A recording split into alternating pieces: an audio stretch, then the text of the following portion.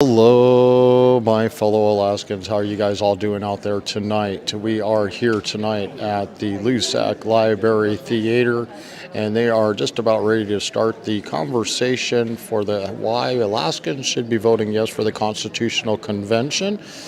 The opposition to this was invited to show up, but they decided not to arrive. The room is beginning to fill up rapidly. It may not seem like many here, but they are a lot more than you realize.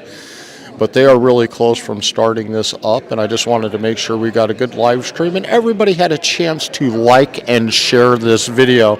If you haven't done that yet, then please do. We have Sarah Palin here in the audience, and she is participating as in being here to listen to the conversation that's going to be happening here tonight. And it would be great if you guys take a moment and please like and share this video. It is always greatly appreciated. But we're here tonight to listen to Senator Shelley Hughes and Mike Shower, and they're going to be having a conversation about why Alaskans should be voting yes for the Constitutional Convention. And Forrest Neighbors, the political science professor from UAA, will be he'll be mediating this conversation that is happening here tonight, the presenter of it all. And again, if you're just joining us right now, please take a moment and like and share this video. This is your opportunity to partake and understand why Alaskans should be voting yes.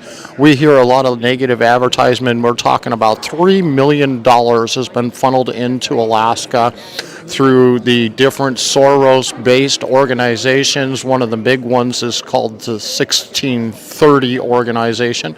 If you don't know who they are, please look them up. They are a Soros-backed political think tank. $2 million of that $3 million that they have here to spend on the other side of the fence came from that organization themselves.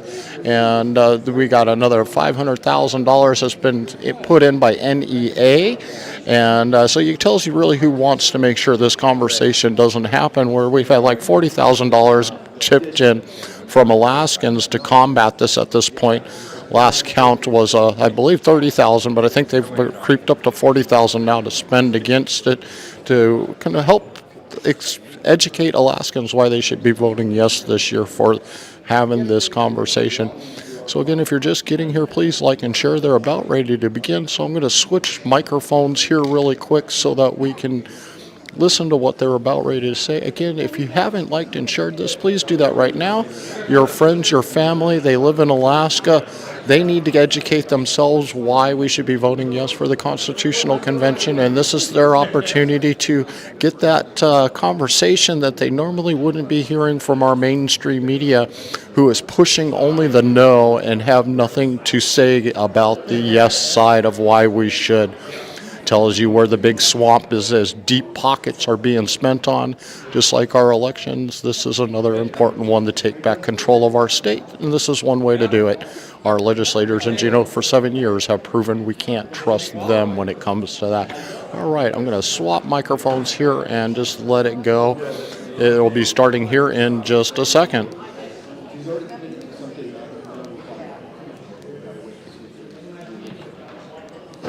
That's all questions now asked. I totally forgot, but don't worry, we'll cover it as soon as I'm ready, because I'm so busy.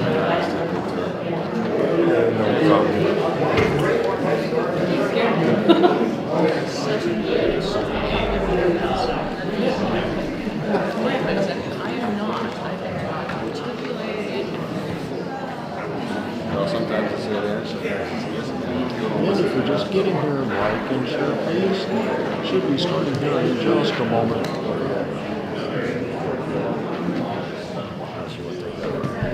Those little hiccups out of the way right now, I'll tell you what. Nothing like flipping the phone upside down there. Back under control though. Again, take a moment, like and share this video. I'm sure you can still hear me pretty good up there.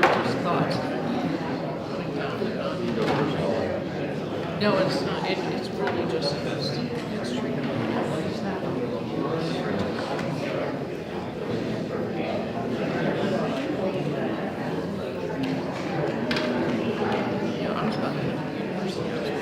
Yeah, Michelle was working.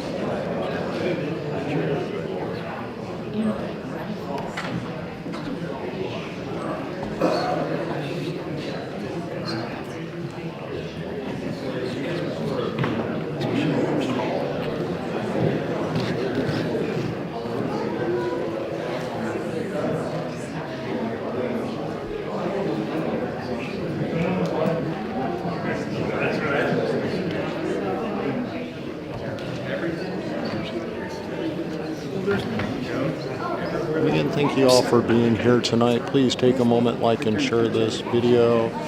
If you are on Rumble, please go to Rumble and type in our name. We would love to get a lot more followers. We're ready to open up our own channel there and live stream as soon as possible. Well, good evening, everybody. Good to see you. I'm Ray Craig, President of the Media Research Center of Alaska. In this, our 22nd year, we're assisting in information events that are needed to fill voids and gaps in media coverage of important issues like our critical election that's going to happen in 3 weeks. We're pleased to co-sponsor this evening's Constitutional Convention Ballot Measure Number 1 event along with the Alaska Freedom Alliance. Thank you all for coming. Now we are honored to have the opportunity to hear these top experts on our subject. I'm going to start by introducing our moderator, and then he will introduce Senator Hughes and Senator Shower, our prime speakers, and take over the meeting. Dr. Forrest Neighbors is Associate Professor and Chairman of the Department of Political Science, and he's been at UAA since 2011. The focus of his scholarship has been on republicanism with a small r, and constitutional government. His views are attracting increasing attention and support across the country, and he has published the first of 3 volumes he's working on, America's Great Political Resets. The first one was From Oligarchy to Republicanism, the Great Task of Reconstruction, and his second is forthcoming on the American Founders of 1776. Later on, after we have completed our meeting here, Michael Chambers, who's one of the directors of Alaska Freedom Alliance, will have some concluding remarks and end the evening. Dr. Neighbors, I turn it over to you.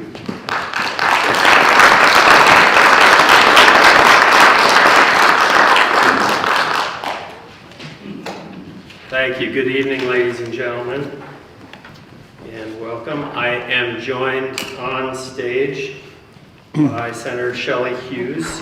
Her senatorial district represents Fairview Loop, the midsection of Goose Bay and Palmer. She's been a legislator since 2013 and is now Senate Majority Leader.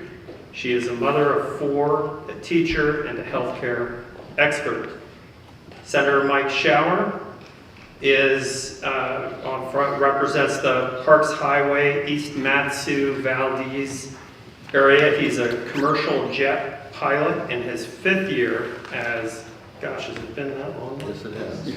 As senator. It feels like it too. Yeah, I bet.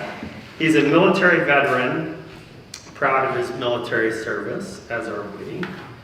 And he's focused on comprehensive fiscal policy in the Alaska Senate. Now, I'd like to ask everybody here, how many of you have come this evening already decided on how you are going to vote on Ballot Measure 1, whether or not to have a constitutional convention? Okay, thank you. How many of you are undecided at the present time? Okay, and of those of you who are decided, how many, if you want to reveal your choice, how many of you intend to vote yes? How many of you intend to vote no?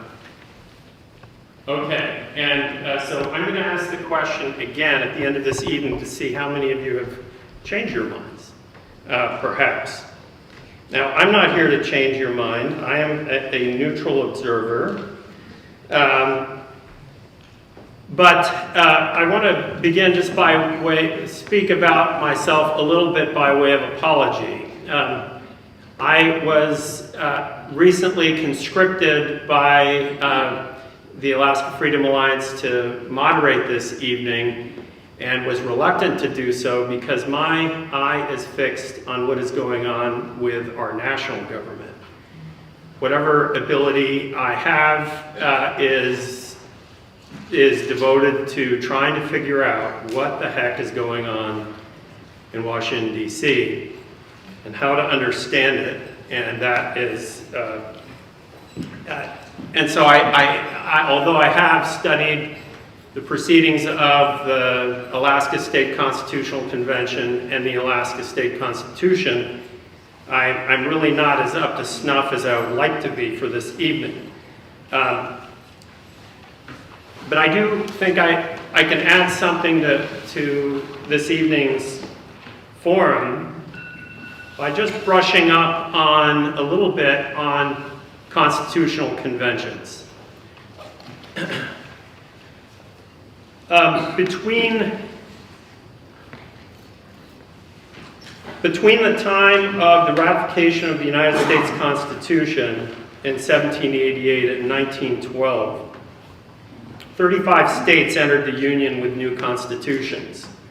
From Vermont to Arizona, that was the last one before Alaska held its constitutional convention and adopted its state constitution. And many more states formed conventions to revise their state constitutions in the 1800s. And I have read many of those proceedings and those state constitutions and have studied them in the course of my own research. Something changed in 1912 in this country.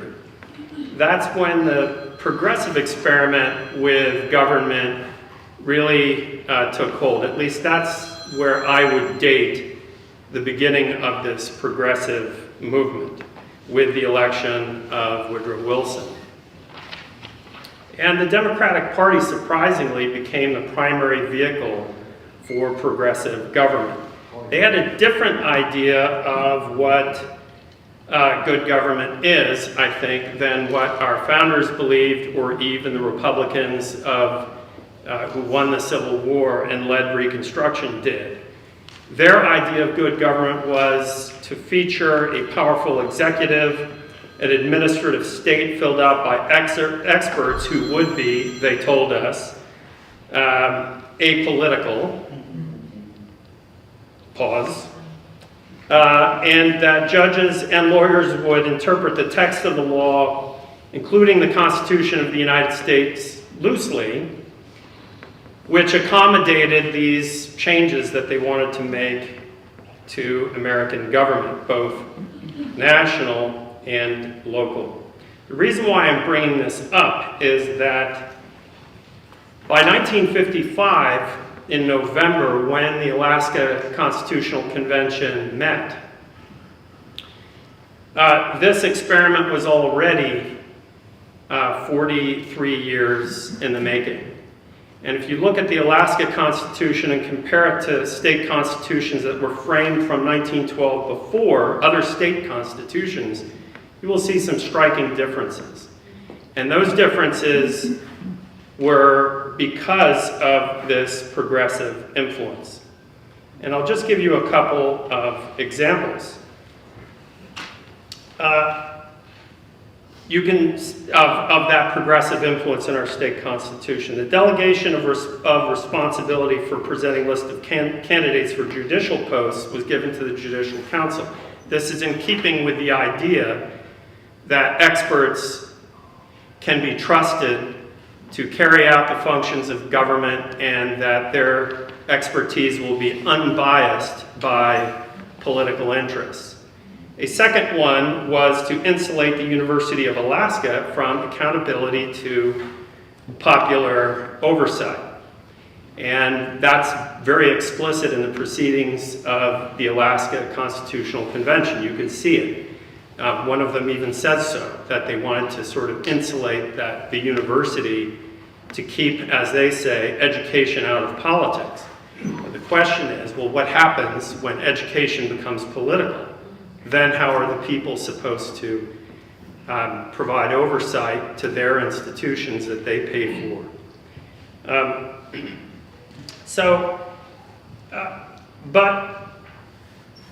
So the Alaska Constitutional Convention met on November 8th. That was its first day. That was 67 years ago. Only 8 of the 55 delegates to that convention were born in Alaska. 10 were born in Washington. That was the next highest state that sent Alaskans, or that went to Alaska and became delegates. 5, the next highest place of birth, were from Europe. After the state of Washington, the average age of the delegates were 50. So they, on average, were born in 1905.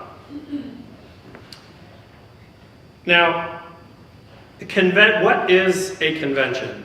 I think this bears some pause to review what a convention originally was. Before the American founding, there really weren't conventions. Convention was an assembly of the highest order. It was a return to the original source of all power of government according to natural right. So, if you and I are equally members of the same human family endowed by equal natural rights, then I can't rule you and you can't rule me without consent, and that power that we have collectively, we delegate, that's why they call them delegates, to individuals who meet in convention in their highest political capacity to determine the frame of government under which we will live. That is why conventions began, because the Americans affirmed that all members of the human family have natural rights. The convention provides a constitution, that is a frame of government that ought to, at least, we ought to try to create one, if we are delegates, one that lasts beyond the horizon of all current policy battles.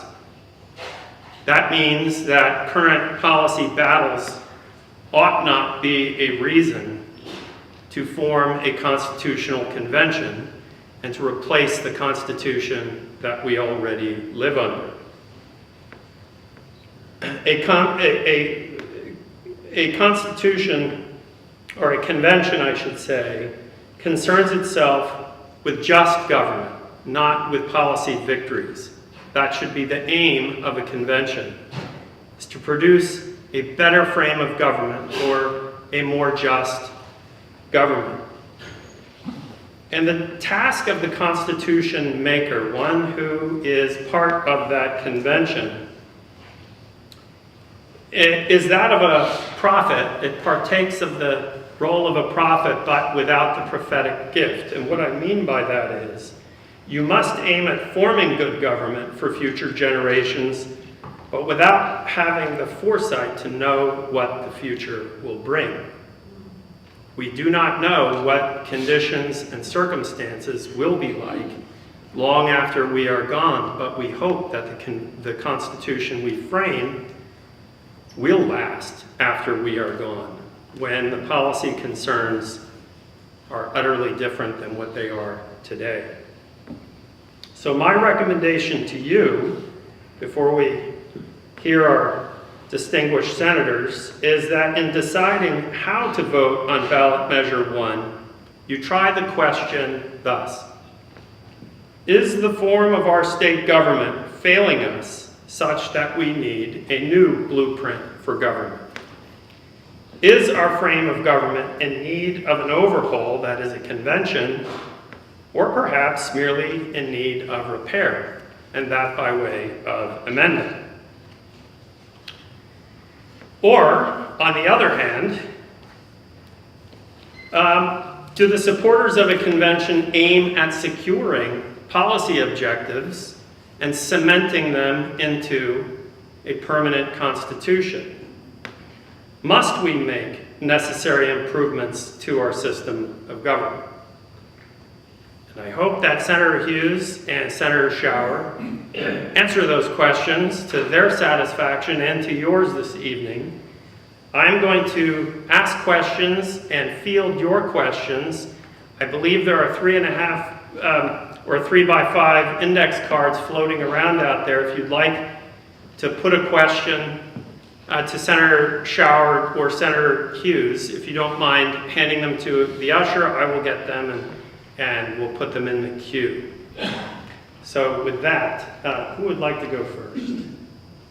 Ladies first, Senator Hughes. Ladies first works. That's all. So are you going to ask me a question, or do I just? Well, the intention first is for you to make the case Make the for pitch. a convention. 5 or 6 is Okay. Yeah. Yeah. The framers included Article 13, Section 3, because they knew there might be a possibility that amendments would need to come forward that the legislature would not be willing to put forward. We've been in gridlock for 7 years, and part of it is because of how the judges ruled in regard to the permanent fund dividend, that the appropriation power in the Constitution overrules any formula in statute. And because of that, there has been chaos and gridlock for 7 years in the legislature. If we are to get our house in fiscal order, we have to determine 2 things in my mind, and if delegates agree with me, they might put them forward. One is a spending cap, and the second is a permanent fund dividend. Now, Dr. Neighbors just referred to specific policy, and policy shouldn't be in the Constitution. If the judges had not ruled the way they did, we could rely on that permanent fund dividend formula in statute, and we could put a spending cap in statute if the legislature would follow it. But now, the legislators are not following it, and there's no path to them sticking with a spending cap or a permanent fund dividend formula unless they're in the Constitution. Those 2 particular things, when you think about it, we have tried amendments, the amendment process through the legislature. We have attempted that for 7 years. We have not been able to muster enough votes. An important process distinction for you this evening, of which you may not be aware, is that it takes a supermajority for the legislature to pass a proposed amendment to go before the voters in a ballot. It takes a 2/3, so 14 out of 20 in the Senate and 27 out of 40 in the House.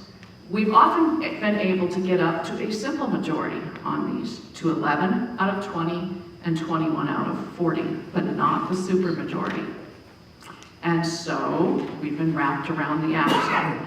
As a result of being wrapped around the axle, some really important matters have been kicked down the road to the point of being of great detriment to Alaska. For instance, prosecutors needed a tool in order to get rapists off the streets.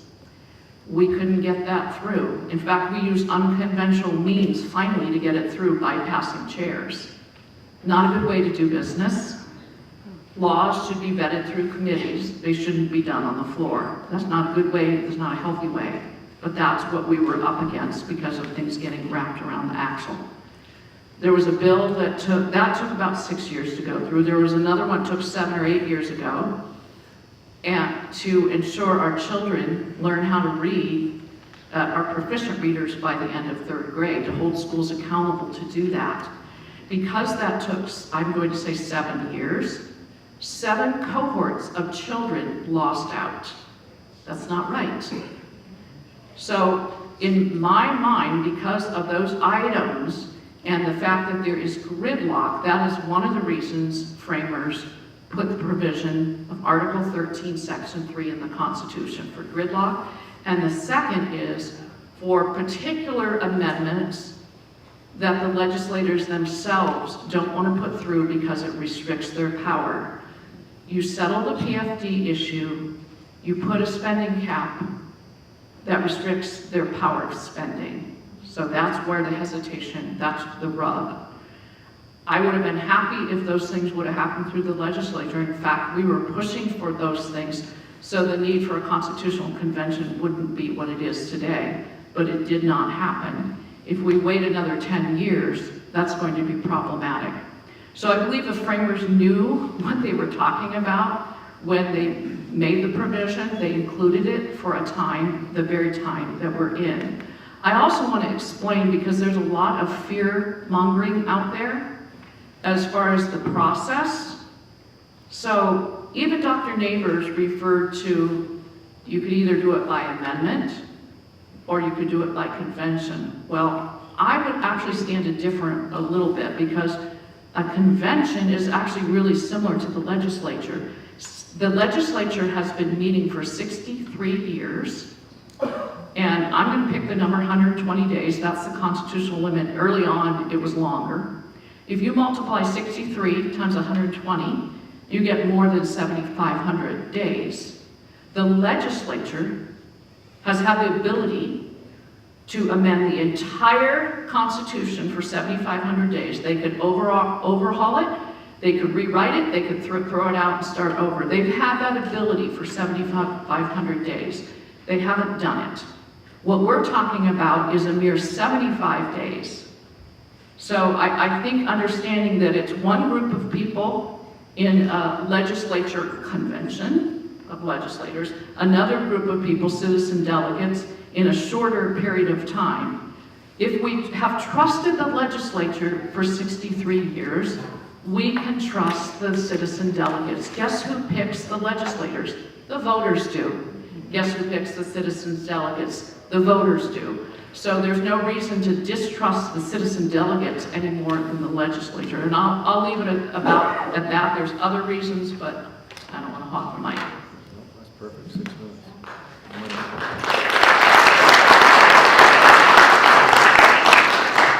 Test, test. All right. So hold on to your hats, folks. I'm a little different speaker than Shelley. We're complimentary. I talk fast. That's just who I am. So I'm going to rip through this and stand by it. I'm going to hit the mic. So I get 6 minutes and 1 second according to that. So let's talk about a couple things. And this is good that Shelley went first, because it reminded me. First of all, statutes. I would love to see a show of hands here. First of all, I do want to say welcome, because we've got a former governor here. We've got current and some former legislators here that are showing interest. And I think that matters, because it means this is an important thing to the state, which means people are showing up and actually paying attention to it. That's a big deal. I wish there were some more people that were no votes, because I would like to see that. This is a different perspective. Everybody has to make their own decision here. But I would love to see a show of hands of those that believe that the legislature does a good job of following the statutory guidance that we're bound to. Who believes we do a good job of following it? I'm not putting my hand up because I believe that. That's kind of telling, folks, right? That says something to me, that I look at a group of citizens and they go, "Ooh, your own legislators don't follow the law." That's a problem. That's a problem for all of us, including those of us that are sitting in elected office. However, we found, generally speaking, the constitutional constraints are something we haven't really been able to jump over. One of the reasons we talked about this of statutory versus constitutional constraints on the legislative body and what we can and can't do. So a couple things here, because it's come up as questions. How did I get here? I did not start this process. Dr. Neighbors and I have talked many times about that. I did not sort of jump up and down, "Woo, I can't wait to look at the Constitution and have a convention." That's not how I got here. If you asked me a year and a half ago, it would have been a no vote. I've always been a no vote in the decades past, 3 I think at least that have gone through since I've been a resident for 30 years, and I've always said no. But like Forest Neighbors and others, we have taken time to step back and go, okay, what happened that convinced me that the only way we're going to solve some of our key structural problems, the germane issues of our day, how did I get here? How did this guy sit here? Well, I'll tell you how. Besides the fact that I'm sitting here, I love your car, by the way, sir. I'm Valley Standard. Shelley always dresses much nicer than I do. So if you wonder why I'm doing this, because this is who I represent, right? Not a suit.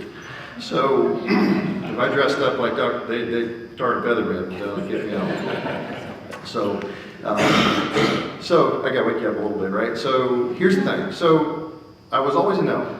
Last year, as Shelley said, we have been struggling with this for some time. How do we solve these problems? The former governor kind of turned us upside down, not you, by the way, the one after that later. So it started taking the PFD. And then other things happened. We've been in political chaos since then. There was a fiscal policy working group that was assigned last summer, and it had 7 Democrats, 5 Republicans, 12 of us. And you kind of go, well, there's more Republicans, but that's just how it works out in the legislative body. 35 days of working our tails off. We all found a way to step off, and there were people, names you recognize, Representative McCabe, Representative Carpenter, I was one of them, Jonathan Christ Tompkins, Elvie Gray Jackson, Jesse Keel, the other side, and what's that, and Shelley Hughes. I didn't want to have too many of those in there, but you see the differences pretty far across the aisle.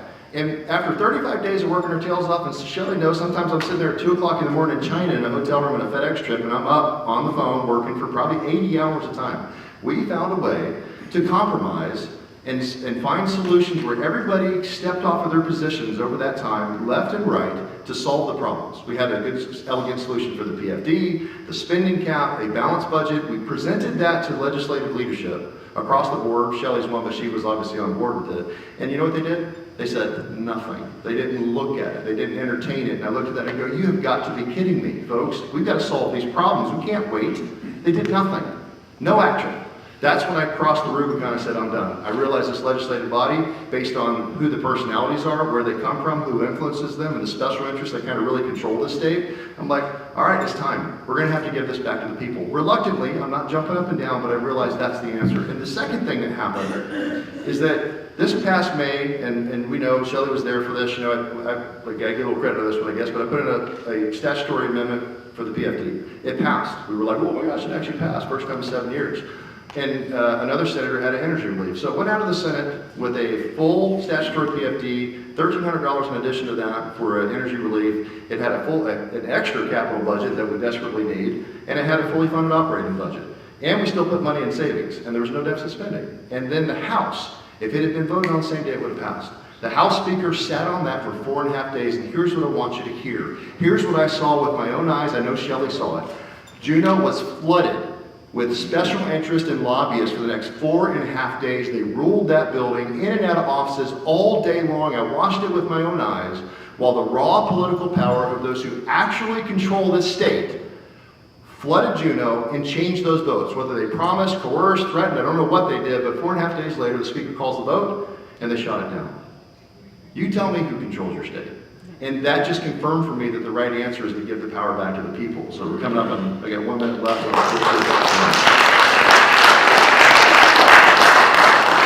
I know we're going to talk some more, but just really briefly, you control it, right? Like Shelley said, repetitive in a couple. You vote for it or against it. You vote for the delegates. And remember this, anything that comes out of the convention, doesn't matter what it is, you get the final vote. You get to vote up or down. So it doesn't matter, folks. No matter what we do, I've heard all the fear, oh, we're going to take your gun rights, we're going to take this. No, you're not. Because you guys aren't going to let us. Whoever does it, right? Whoever does it, I don't delegate, boy. I've heard the cost. That's another big one. This one's kind of important, and I kind of have to laugh on this one because they talk about the fear. It's like, oh, it's going to cost $17 million. It's going to be so expensive. First of all, I'll tell you right now, it's not going to be that much. It's not going to be as long. It's not going to be that expensive. Especially if we hold it as I recommend in January in Fairbanks, and you watch how people don't want to go there. So, but I will tell you this, I did a little math, just some napkin math, some bar math, and this state spent, this kills me. So that is about 1/2 of 1 day's operating expenses of this state. 1/2 of 1 day. And the same people that write checks for $1 billion and don't bat an eye with your money, other people's money, are all of a sudden worried about $17 million. Come on, folks, give me a break.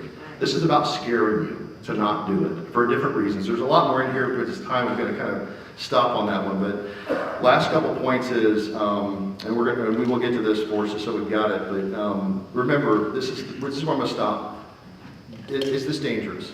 And you hear this too. Don't do it.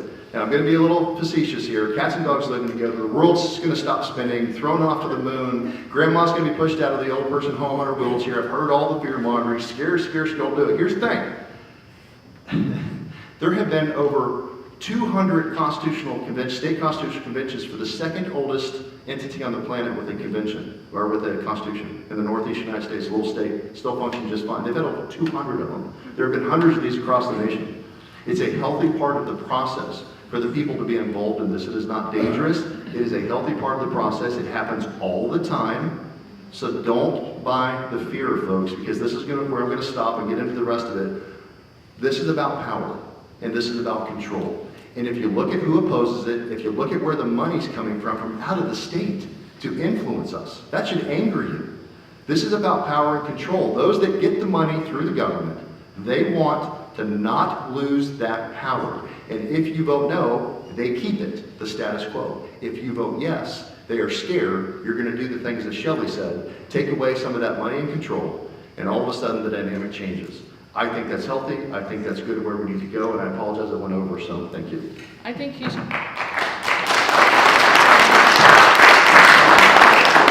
think because he talks so fast, you should get 2 minutes less, and he went 2 minutes over. So, do you want us to just continue the conversation? I have questions, if that's okay. Well, of course. And the first one will be for you, Senator Hughes. And that is, how does a constitutional convention, a new constitution, solve the problem of gridlock? And then Senator Schauer, your question will be, how does a new constitution break up the power of special interests? Okay, every good politician gets what they want to say in and then answers the questions. So I just want to add to the cost factor. $30 million a day we spend as a state, $30 million a day. A constitutional convention would cost 0.16% of a state's budget in a year. So the fact that it's expensive, it would actually be a bargain in the long run, because every time we call a special session, it would cost about $1 million a month. In 6 of the 7 years, we've had 15 special sessions called. Okay, and when we extend the session from 90 days to 120, that's another $1 million.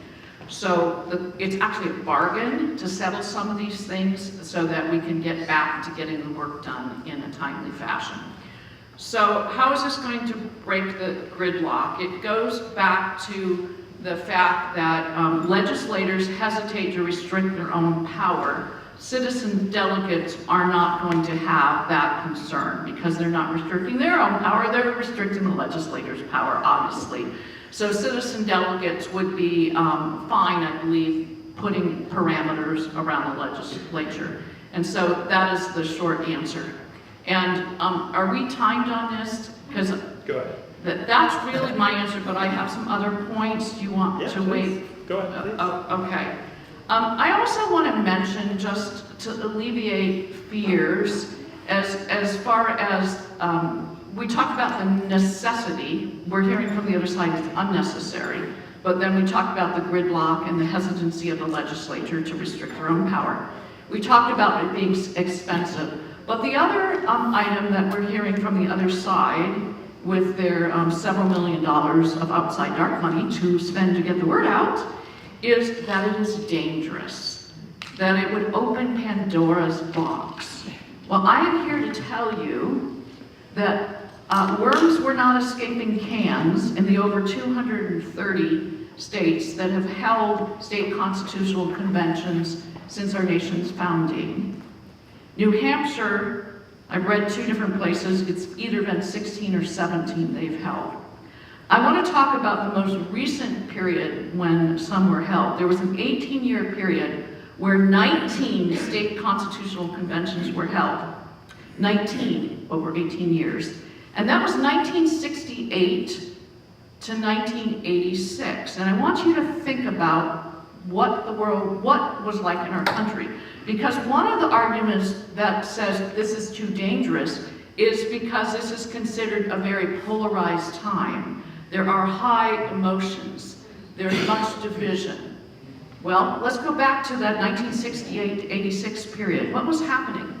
Vietnam, the women's liberation movement, civil rights, the assassination of Martin Luther King, 2 oil crises with people lining up at gas stations because of shortage of gas, Watergate. Need I go on? That was an incredibly emotional, tumultuous time of division. So yet during that 18 period, 19 states held conventions, and we didn't hear about Pandora's boxes opening. We didn't hear about chaos. Those 19 states held successful, peaceful state constitutional conventions where sane and reasonable amendments were put forward to the voters. Some of them passed, and some of them didn't. Are we not politically mature enough in this state that we could do the same? The naysayers who are fearful, they're basically not trusting us, that we as Alaskans would not conduct ourselves well. I say we would. We would step up. We would step up. And the delegates who would serve us would reflect the values of this state. Might there be some extreme cockamamie idea come forward? Might somebody try to push something? Possibly. Would it make it through the convention process? Probably not. Would it make it through the voters? Definitely not. We're not going to upend this state. We're going to tweak. I would pose that our amendment, Dr. Neighbors actually laid out kind of the history and the progressive movement.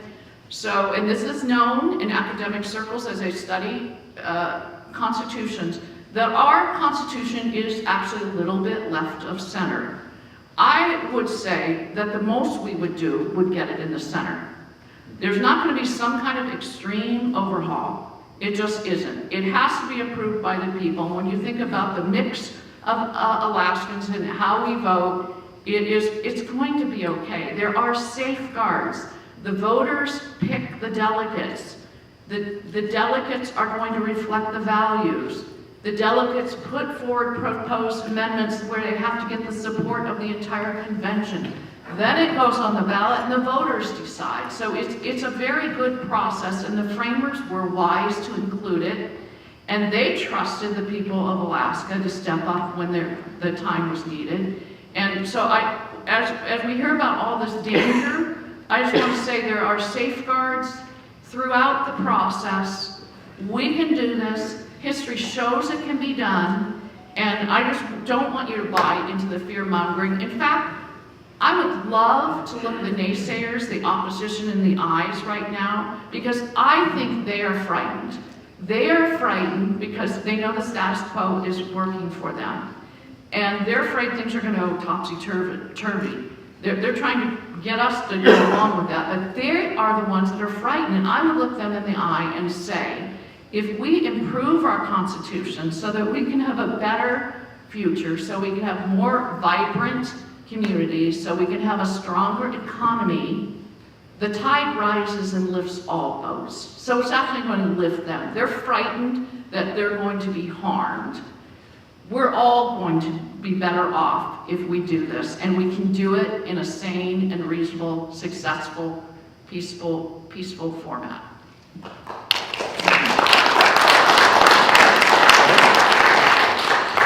And Forrest, I forgot your question from this point.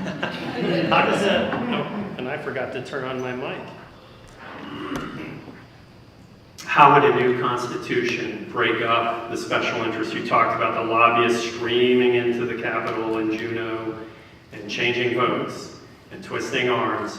My understanding of where the source of the special interest is really it's more in the size of a budget and the influence that the government has in the economy that creates distortions and creates those special interests who then influence government.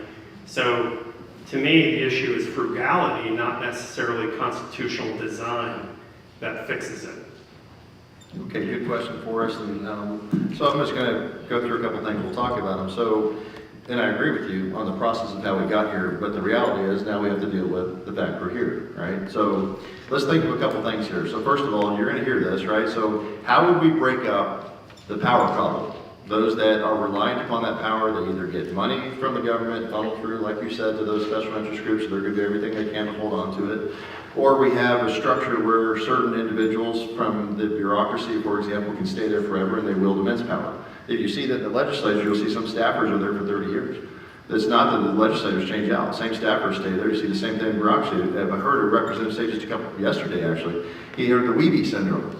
When you're trying to deal with somebody, and I know you guys, some of you heard that, he's like, for those the bureaucrats that have been around for a long time that really wield power, he's like, we'd be here before you got here, Senator. We'd be here after you're gone. Okay? Which means we're going to sit here and do whatever the heck we want. We're just going to outweigh you, and that happens a lot in government. So let's talk about a couple things. First of all, legislators that served for a long time, Ward Acton said it. Power tends to corrupt. Absolute power corrupts absolutely. The longer you stay in these jobs, in my opinion, the more apt you are to become corrupted at some point, some way, in some level from those special interests. I don't believe you can serve for 30 or 40 or 50 years and not at some point be beholden to special interests, tied into the system, a part of it so much that you can't pull yourself back out. Now, I know there's conversations about this and whether or not it's constitutional, but imagine if, for example, at a constitutional convention, we put in term limits. Now, all of a sudden, your legislators, they can't be there for 30 or 40 years, and they know they're going to change. Right now, you know if you can sit in that seat forever, well, guess what, folks? You've essentially got yourself a built-in dynasty. How long have we had, for example, let's say, a Murkowski? All right, and I say that in the sense of a governor for multiple times and then a senator appointed by her dad, a governor. That just dynasty continues. We've seen that over and over again. Imagine, you said Juneau, imagine if the legislative session was not in Juneau. Imagine if you could actually get access to your legislature. I know that's popular with a lot of folks, but imagine that. How much does it cost you? $1,000 a day to go down there and have to visit your legislator during session when things are taking place, votes are happening, bills are moving across the committees? Well, most people can't afford that. But guess who can? Lobbyists, special interests. They have millions of dollars dedicated to sending people all day long. I just explained what happened back in May when we saw them flood the Capitol. We didn't see a flood of citizens that wanted to see a statutory PFD or need other help, but we saw a flood of other people. Okay, so imagine, and I'll say the Capitol, that's important. The Capitol moving out of Juneau would be expensive, and we don't need to do that. But imagine if your legislative session was here in Anchorage or in the Massey or Fairbanks or somewhere where you could get in your car and drive en masse as a people and show up on the doorstep and go, no, we don't want that. That would be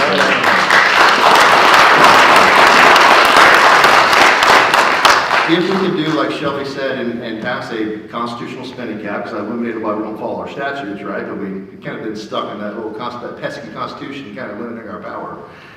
If you were able to pass those, then all of a sudden you have limited what the government has the ability to grab for money. That's free money, easy money. Imagine if Shelley and I had to come to you because we had a PFD that was locked away, we couldn't touch it anymore, and we had a constitutional spending cap that we bumped up against. Because the current one, folks, was passed as a joke back in the 80s. It's this high. You can't bump against it. You can't spend that much money. But if it was tied to something reasonable like CPI for inflation so we couldn't go over it, all of a sudden we have extra money like this, we bump into that spending cap and go, oh, that's as far as we can grow. We can't do any more. Well, what would that force Shelley and I to do? All of a sudden we have to go to you guys and go, we want to grow government and spend more money, but I'm going to need taxes out of your wallet. That's a hard conversation. That's the conversation we should have to have with you, not just take it because we want it, okay? So,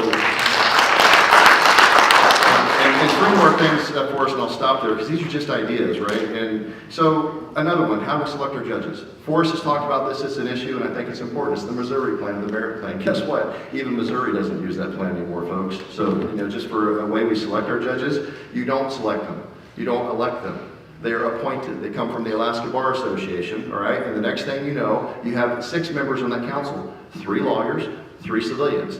The citizens, through your legislature, select and vet those 3 citizen members of it. Guess where the others come from? They come from Alaska Bar Association. Every time there's been a tie in Alaska's history on those lawyers who are come from the ABA, so a trade organization basically fills 1/3 of your government power branch, the judiciary. Every time there has been a tie, the tiebreaker is none other than the Supreme Court Chief Justice. And guess who he sided with every time? Do you think it was you and the civilians? No, he sided with the lawyers. So we have a system that's allowed this, and I want to see how we select the judges change. I had a bill for that. It made it to the Senate and got killed by the Senate Finance co-chairs. And that bill is very simple. In the Constitution, it actually says in Article 4, the Supreme and Superior Court judges shall be chosen by the Judicial Council. All of the courts as prescribed by law. The magistrates, the district courts, and the appellates. Well, guess whose responsibility that is when it says by law? Us.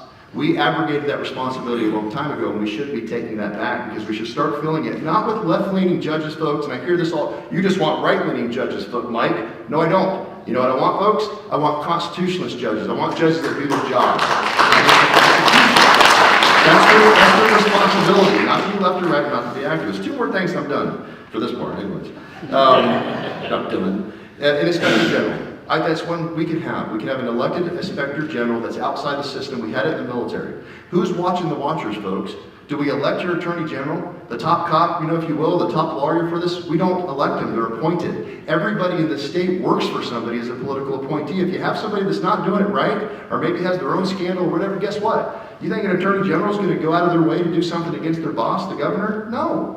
But maybe we should elect our attorney general. There's pros and cons to everything, but maybe they should be accountable to you, not to another government official they work for. That's kind of, the fox guard and in-house folks, right?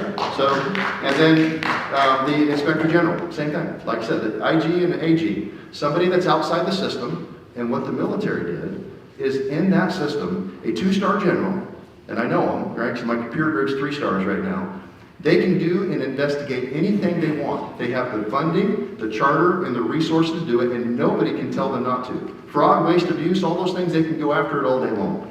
Imagine if we had that in this state, where they couldn't be told what they couldn't do, and all these complaints I hear from different things. You might have a resource that was responsible to you because they had to do their job. So, long answer for us, but there's a lot of issues that we could do, I think, that would break up that power cobble and give power back to the people and put a lot more accountability into government. Ready for some audience questions? Here we go. School vouchers by amendment, or must they be put in place by convention? Which is most efficient? I assume that means funding follows the student. Yeah, or sometimes called backpack funding. There have been a couple Supreme Court rulings allowing public funds to follow the children even to private schools. And that makes public schools, NEA, very, very nervous, and I understand it, because they think we might cherry pick and kids might leave. But actually where it's happened, there have been low-income minority families who know their children have more potential, and they're moving them to opportunities. We've also seen, Florida's a case in point, they have that kind of school choice. Their public schools are flourishing. They're doing very, very well. So again, it's back to the analogy about the rising tide, and I think that the public school folks should not worry, but our Constitution right now does not line up to even allow us to do it, so you would have to fix that in the Constitution. But again, it shouldn't bring fear. It would be okay, and it would be good for our children. I want to add that a couple items while I get a chance, because he kept adding things that weren't being asked, right? Imagine, and the framers, I think, would be like, whoa, think if we were to have one. First of all, it'd be historic and exciting, but think of the transparency that we would have now and the ready ability for people to follow it with social media and direct streaming and Twitter. The transparency and the scrutiny and everything of the public over the convention would just be so much more than it was in Fairbanks in 1955.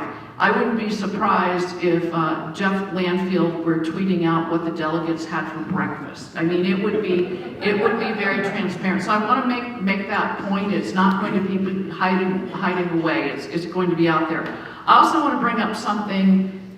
You've probably gotten your election pamphlet in the mail. If I would have written the pro side, I would have written it differently. And I think that what's in the pamphlet right now gives some particular suggestions by the person who wrote it.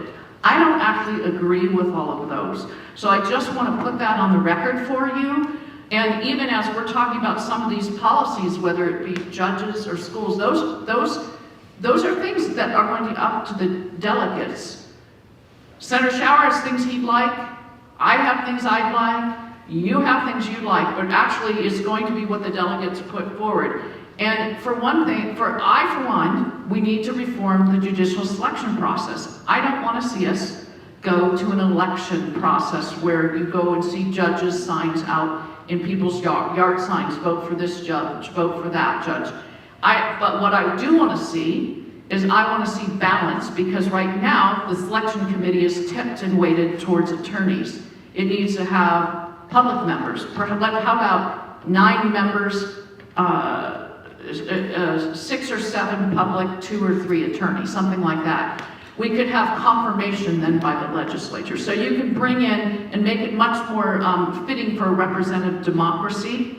There are quotes, and I don't have it right before me as far as what was the original delegates at the 1955 convention. They were actually consultants. It never brought forward to the whole group, but they were actually advised that it defied what would be a representative democracy to give one trade group, one profession, that much power. We have between 3,000 and 4,000 attorneys in the state. I've got a couple siblings who are among of this. I don't have anything against attorneys, but it's not suitable. I will also tell you, historically, back in 1955, and don't tell me a judge doesn't have, they work very hard to be unbiased. I'm not, to not have their bias in the courtroom, but they're all going to have a political leaning.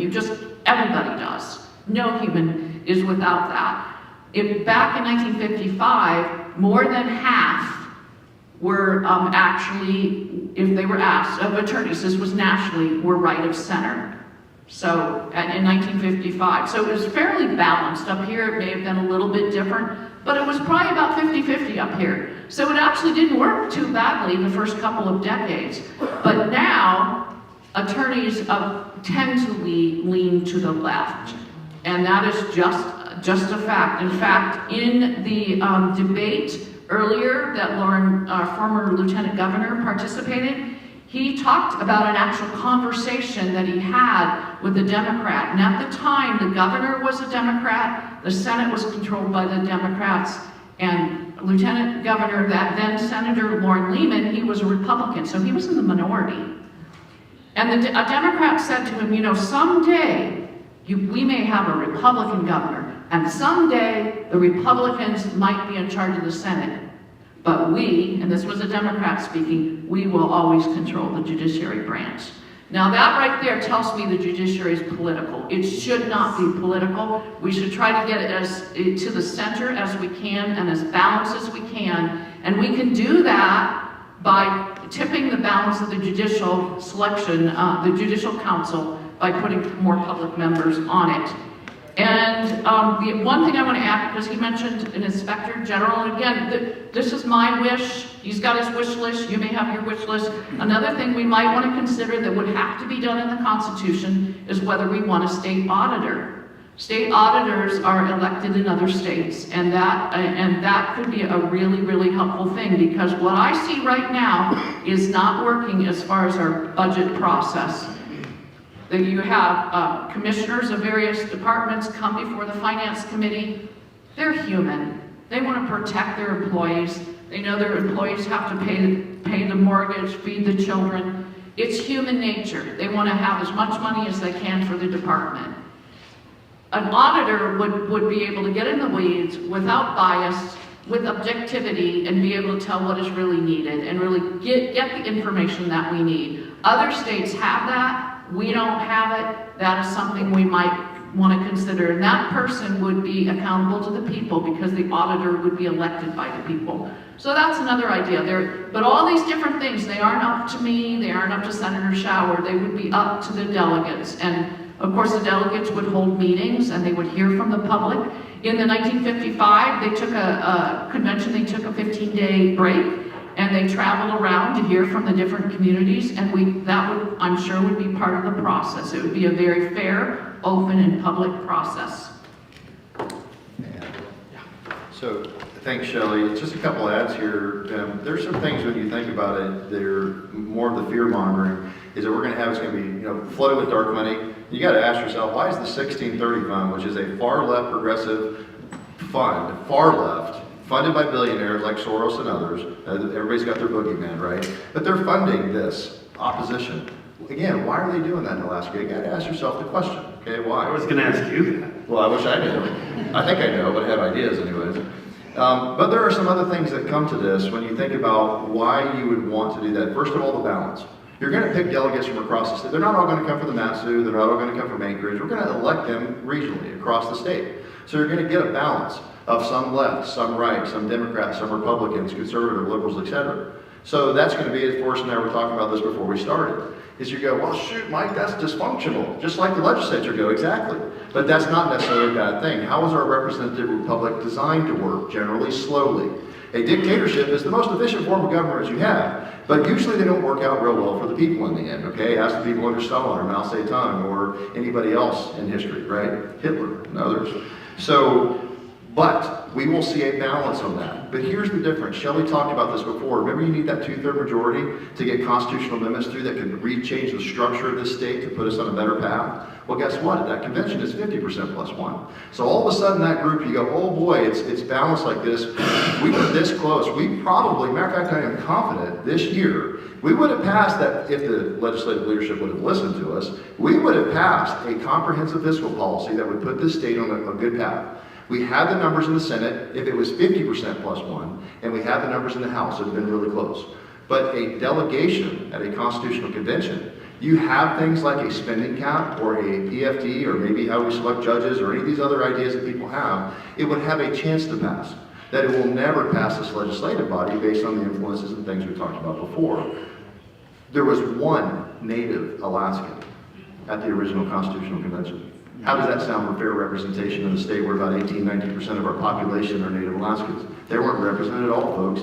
And I have seen AFN and others that are kind of opposing this Constitution. If I was them, I'd be going, I absolutely want it, because I want to have my voice in how we do this. And we don't have that now. We didn't have that.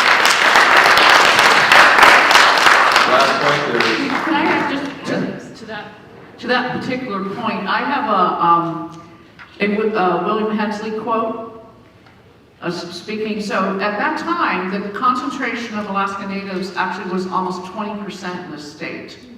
So you would think 1 in 5 out of 55 delegates, you know, who's good at math? What's one, 11, 12, something like that? And there was only one.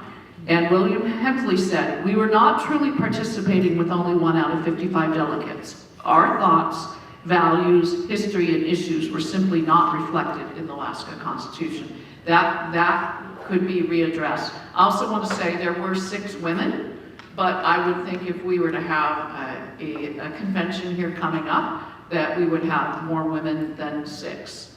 I would think so.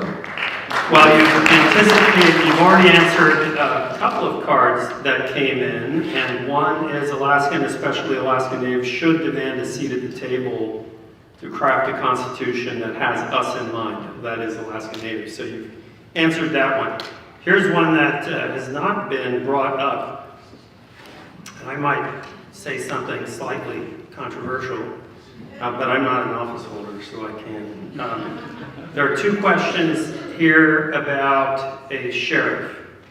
And I noticed in a debate with Lieutenant Governor Lehman that Bob Byrd brought that up as well, about the need to create a sheriff, or to create that office in our local governments. And that's what 2 of these questions are about. And I would add that, you know, the federal police power is not in the Constitution of the United States. And given the conduct of the FBI in recent years, I would think the creation of that office of sheriff and giving them the power and asserting in our state constitution that those powers under Article 10 or the 10th Amendment belong to the state could protect our people. We had one of our citizens dragged away in Homer. We've seen pro-life activists dragged out of their homes at gunpoint on video by FBI SWAT teams.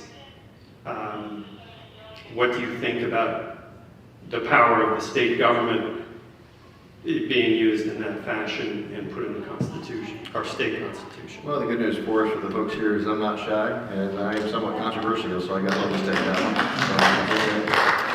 So it's a very good question. We've debated this a lot because of our structure that we have now. We have boroughs, you know, incorporated and unincorporated, not set up really to have sheriffs. It would take that kind of change to do so.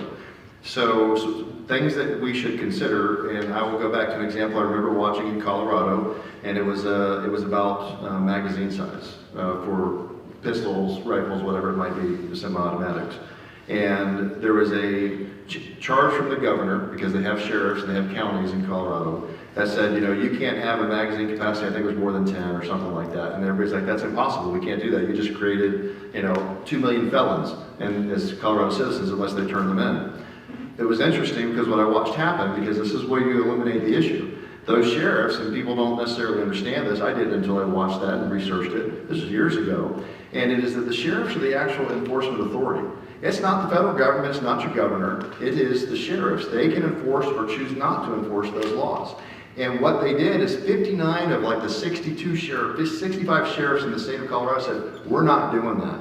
I watched their press conference, said, no, we're not doing that to our people. We're elected officials. I know that's not what they want. And they didn't do it. They basically went away. And some of you may remember Virginia a few years ago, where they had a supermajority of a pretty far left Democratic governor was elected, a supermajority in the Senate and the House. And they said, we're going to come after your guns. And all of a sudden, a whole bunch of sheriffs said, fine, bring it. I'm deputizing 1,000 of my citizens. We'll see you on the streets. Right?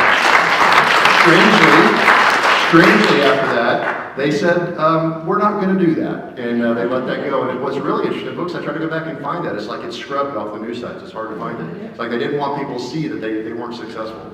So, Forrest, it's worth the debate and it's worth the idea, because to me, this goes back to accountability. And if you don't have anybody that is accountable to the people in those elected positions, then who is the enforcement authority? What if the state decides to go the other way?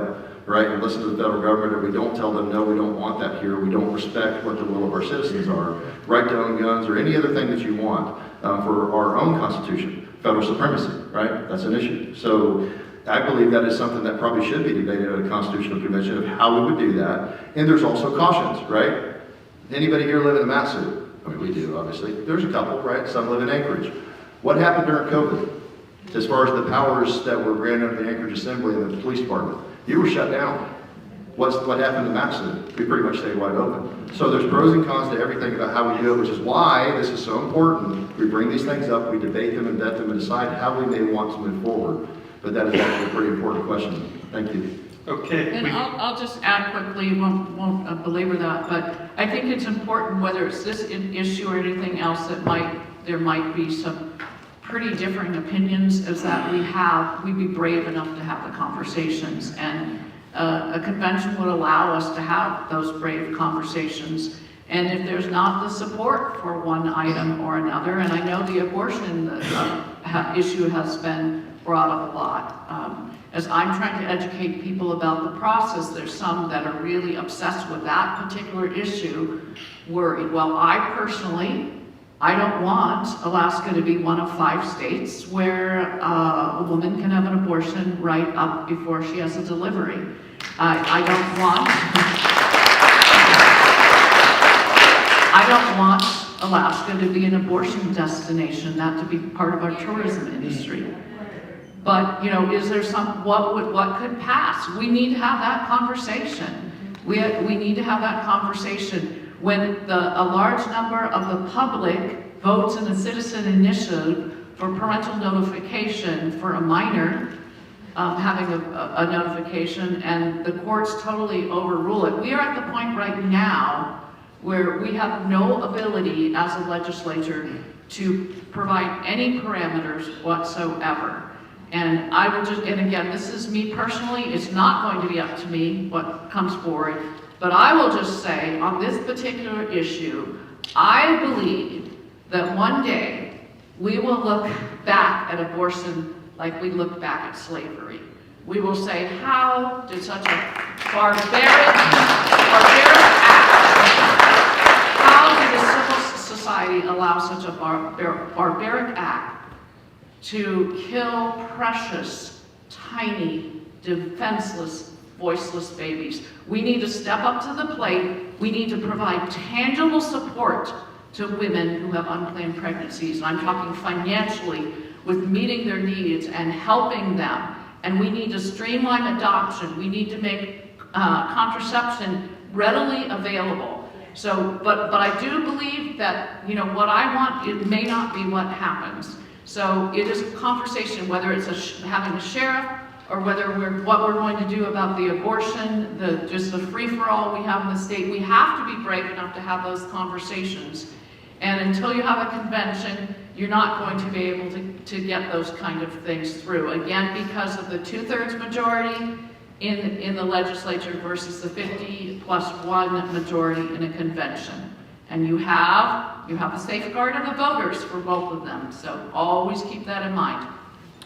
I was just going to add to that for us. So there's a lot of issues here, but you know, having the conversation doesn't mean it's going to go. I think a lot of these issues are small enough, and I say that in the sense of not maybe the broad thing. I really do believe that the PFD spending cap would be probably the main ones that would get a lot of support and traction. But I think it's important that we do this because this is part of the process. We want to understand there are, you know, a lot of you know me because of the election integrity guy. I filed a lot of bills on that, trying to work on some of this. You know, we might have a problem or two we could do better when we're over by 125,000 people more than we should have registered voters in the state of all of 730,000 people. But that being said, is it the role of the judiciary, for example, to override election law? Right in the Constitution says that's our job. We do that. Not them, we do. But we had one single judge who completely overrode our election in 2020 and told us how we were going to do it, and we had an administration that kind of sort of let it happen. Yep. That's not how it should work, folks. So my point is going back to how does it work? Are we going to take the Constitution when this happens and you go there, right? And it's going to work like the legislature. It's going to have committees and you're going to propose amendments. Some of you might be delegates that go there. We're not going to open this up. This is what they make you think, oh my gosh, they're going to go open the book up and it's going to be a blank document. Constitution goes away and we start over. That's not how it works, folks. We're not going to touch probably most of that document. Probably just a few parts of it are actually going to get any traction, and you would have to propose an amendment. Nobody's going to go in and go, let's strike Article 4 and start over. That's not how it works. So understand that. They make it sound like I said, they're going to destroy it and start over. That's not what happens. It doesn't go that way. It's going to be an amendment for abortion. It's going to be an amendment for judicial selection, an amendment for a constitutional spending cap change, because there is one, it just doesn't work. So that's how it will take place. And then it's going to go through committees, and it's going to be vetted. They're going to argue about it like we already do at the legislature. If you ever want to go to sleep? If you're having a hard time sleeping, go watch Gavel to Gavel and watch some of us sit there and argue for 2 hours, and you'll be like, really passed out, no time at all, okay? It's a good sleep, aid for you. But I just want you to understand that it is not, the Constitution is not going to be destroyed, it's not going to be wiped blank, and it's going to be little sections of it that are going to be addressed if they even make it through the process. And it still has to go to a final vote on the floor if you can make your pitch and win it, and then it still has to go to you. So I want you to understand the safety valves and how this is going to work. That's very important because what's being represented on the radio and social media, and you're being bombarded with it, is not reality. When they take my name and they use something I said a year and a half ago when I said, hey, this is dangerous, I was talking about the process because I believe we should do it. Because they did. It was very unfairly. You may have seen some of the ads. It's got my name. They put me right up. Mike Schauer, Senator from Wasilla, says that this is dangerous and we just shouldn't do it. No, they're lying, right? What they're saying is that's something I said a year and a half ago before I realized those other things I told you, why I changed, why I switched to a different position. So don't necessarily listen to the fear. I want you to understand the process because there is a lot of safety valves and a lot of checks in this, and it's designed that way. Okay, this next, there are several questions here on election integrity. And what could a draft constitution, what could it do to ensure election integrity? There are concerns about the vote process being corrupted, and that even including the process of adoption of a new constitution. So what could a constitutional convention do to lock down voting integrity since there is so much distrust out there now? I'm going to let Senator Schauer, just because he carried the bill, talk most about this, because you do have to keep a high level in the Constitution and not get into the weeds as far as policy, but you need something overarching to make sure that the law then is followed. But I will say, in regard, I just wanted to add on to what happened as far as the judge in October of 2020 taking away the signature requirement on the mail-in ballots, because there's something you may not know. Okay, think back to February, March, COVID, nobody knew how bad it was going to be. We were in the legislature, trying to get done very quickly. But one of the things that was brought up was an amendment to remove the signature requirement from mail-in ballots. That was brought up on the Senate floor. We had a debate. We had a debate about that. We deliberated on that issue, and we decided, we don't want to even crack the door open for possibility of fraud in that arena. So the amendment to remove the signature requirement failed. We decided in lieu of COVID, we were going to keep it in. And we knew that most Alaskans had some human contact with someone else. And if someone had to be isolated, you could always slip it through a window or under a door. We knew where there was a will, there was a way. So we deliberated, we said we're going to keep it in. 4 months later, a judge removed it. Go to the Constitution. What does it say about the method of election? It shall be determined by law. We determined it by law, and it was still taken away. So that goes back to the problem we have with judges. They need to be following the Constitution. But it also speaks to, we have something right now in the Constitution that says the methods of elections will be determined by law. And I might have a word or two off, but that's the essence of it. So we kind of have that now. That what would happen in convention if we want to work on election integrity is we go in and we look at that section as what do we need to reinforce it. Maybe Senator Showers thought about that. I haven't spent a whole lot of time about that particular thing in the Constitution, but that is where you put it, and you could shore things up, and I'll let you take it over in case you have an idea of what you could do with that section. Might have one or two. So there's some things here for us. You asked the question for the people here that you process-wise, or would it belong to the Constitution or would it belong to statute? And we do have to have those debates, and that has to be very carefully chosen and vetted, because not everything belongs in there. And let me give you one example as I do my best. I always make fun of Jim Psaki. It was fun to circle back to this one, on this one, from the White House press secretary. It became one of my favorite sayings lately. So when you think about the PFT, how do we solve it? Because we don't necessarily want to put a statute in the Constitution, because that's really limiting, and you're kind of putting in a formula that's really weird, and there's a lot of resistance to that, and it also gets really hard to change if we decide later as a people that we do. Now, first of all, let's be clear about the facts. From 1999 to 2019, when Shelley and I were sitting on two committees, State Affairs and Judiciary, and the people's opinion of the PFT and protecting it and not touching it was 80%, don't touch it. You know what it was in 2019? 80%. Didn't change for all the stuff, right? You haven't really changed, folks. The legislature may have changed based on how they're doing business, etc.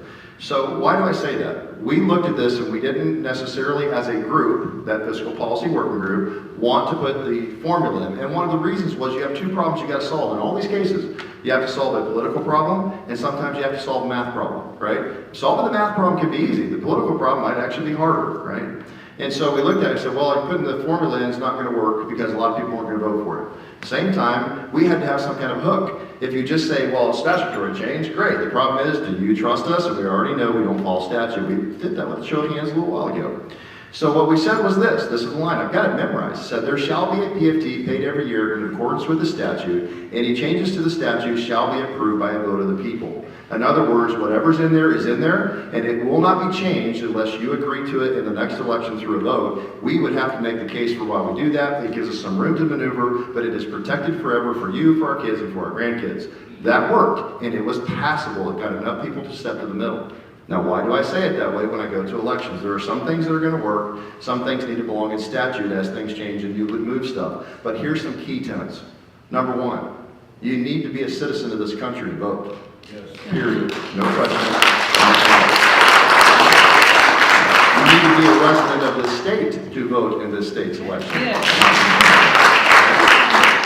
And let's be honest, folks. I've heard all this claims about, racism and whatever else. I'm sorry, if you have to go to the bank and show an ID to cash a check and do whatever, if you have to do the same thing to buy alcohol at 21 years old, wherever you're at, if you have to show it to go into a movie theater 17 years old, right, get in the doggone library to take a book out, you got to show a card.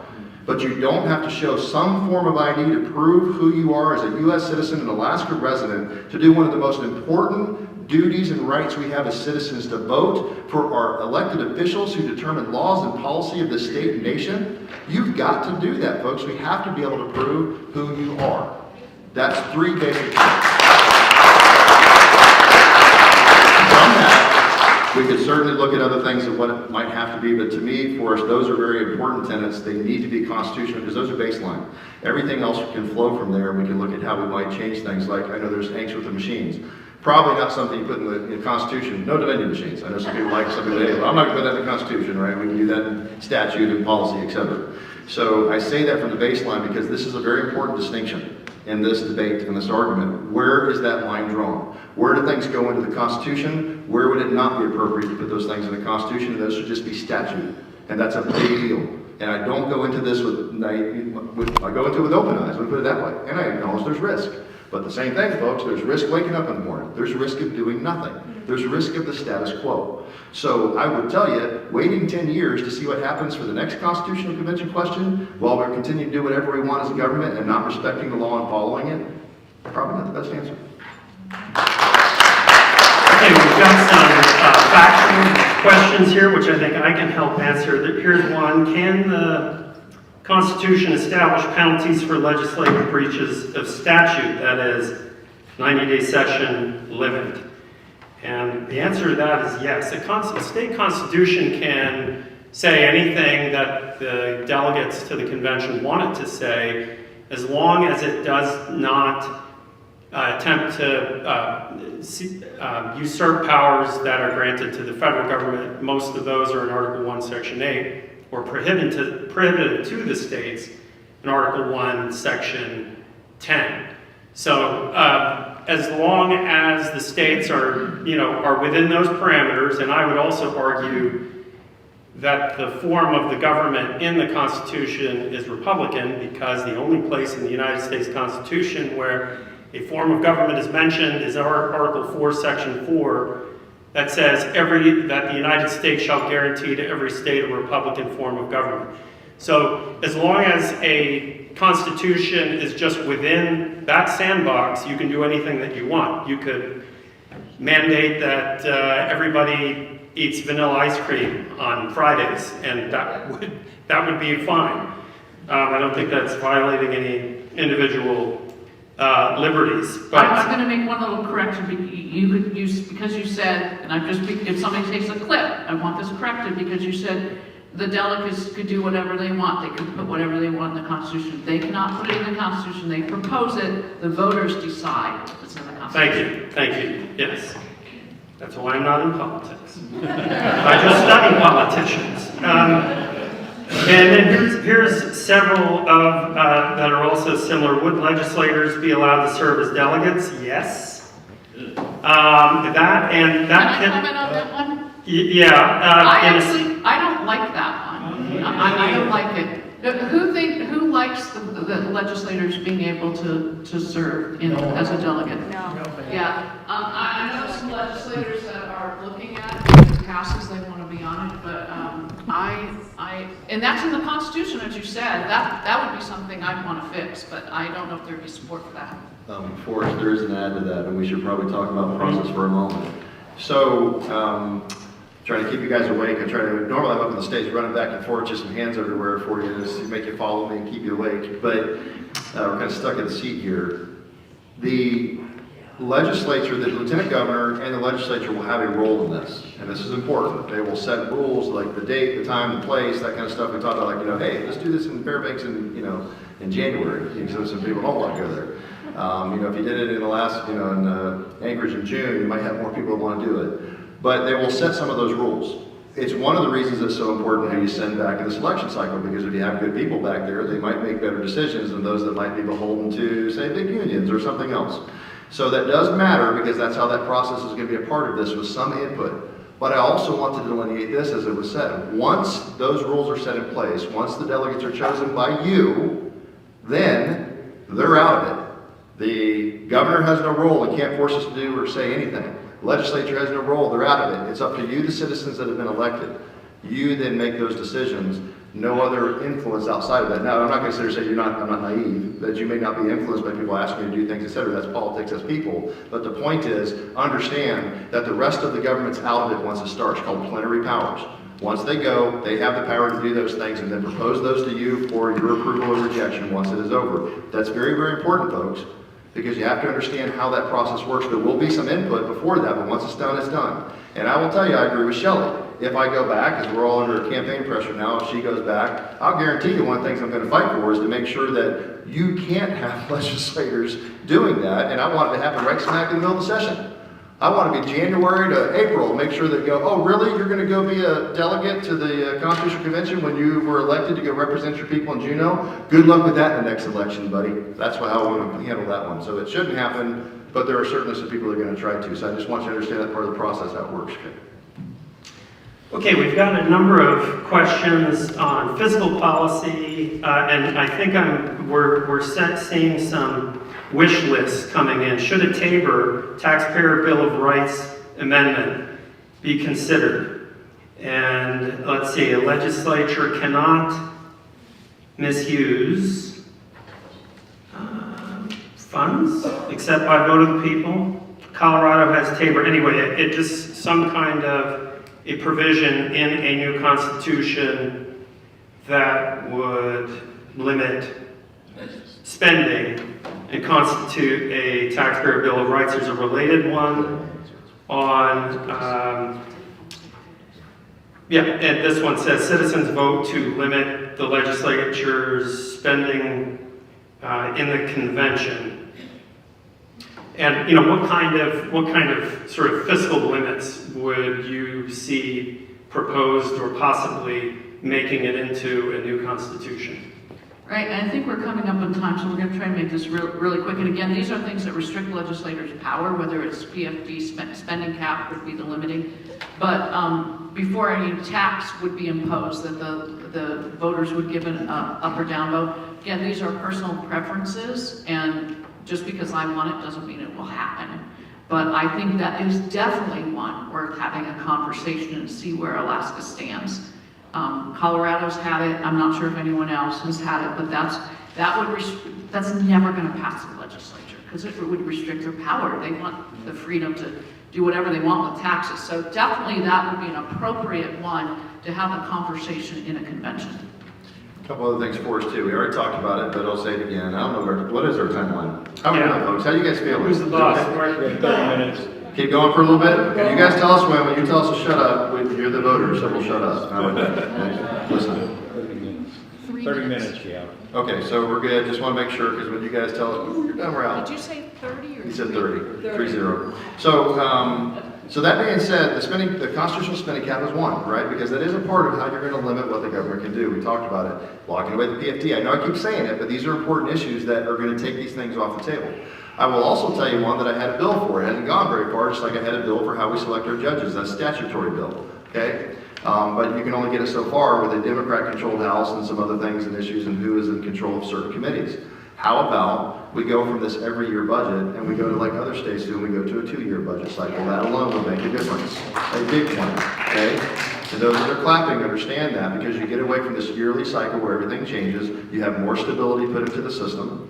Businesses know what we're going to do. Teachers, every time we talk about reductions, Shelley and I were in Wasilla, back in 2019, and there were all kinds of teachers there worried about all the stuff, and what do they get every time? And I feel bad for them, because every time we have these budget arguments and we go up to the end of June, what do? All the teachers are going to get pink slip, they're all going to lose their jobs, not really, and they're going to get back paid, but it's the fear mongering. But they shouldn't have to go through that either. A 2-year cycle will certainly help that. And there are states out there, folks, bigger states than us with people, and they have a 2-year budget cycle, and some of them get it done in like 6 weeks.